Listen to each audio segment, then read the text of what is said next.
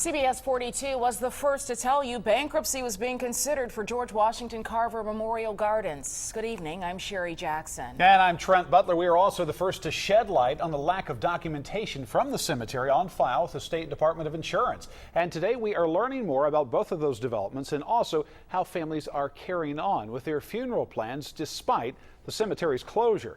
CBS 42's Mike McClanahan has been keeping a close eye on the situation for 3 weeks now. Mike is live in downtown Birmingham, and Mike, a bankruptcy was filed today.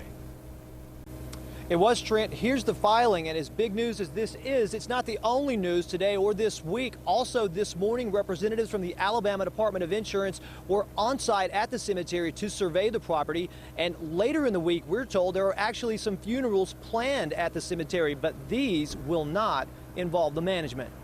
People missing prepaid markers like Marion Thomas bought for her parents are in limbo, with no way to contact the management and no answers. I don't even know whether the markers were even made to go on the grave site. You know, that you pay for were even ordered. You have no way of contacting anybody. However, a local businessman familiar with the cemetery says families with paperwork that proves they own prepaid lots can proceed with funerals, and he's willing to help. I think it's pretty bad myself, but it's a problem. We all going to work together on get this straightened out, you know. Fred Reed says 2 services are planned for this week, Friday and Saturday.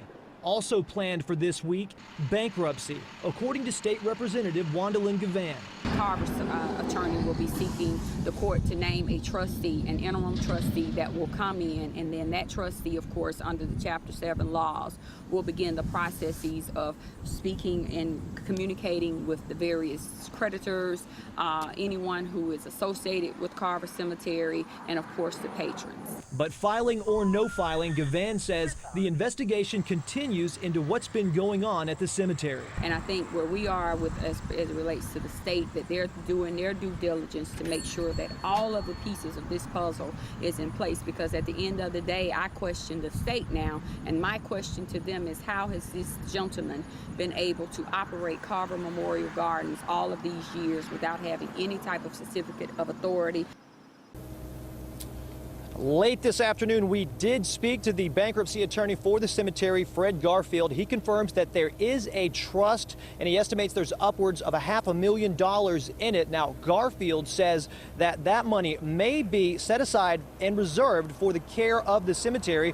But as for what it means for prepaid burial plot holders, whether there are accurate records and if and how they will be notified remains unclear.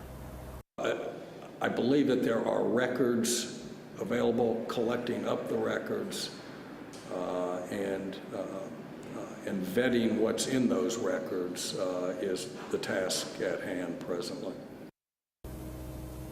Mr. Garfield says that there is a creditors meeting he believes scheduled for November 4th, but before that, State Representative Wandalyn Gavan is urging anyone who has a prepaid plot or other vested interest in the cemetery and its future to attend an upcoming town hall meeting and to consider themselves creditors. Now, that meeting is set for next Tuesday at 6 o'clock, location to be determined, but of course we will bring you any updates on this story as they happen. With that, I'll send it back to you.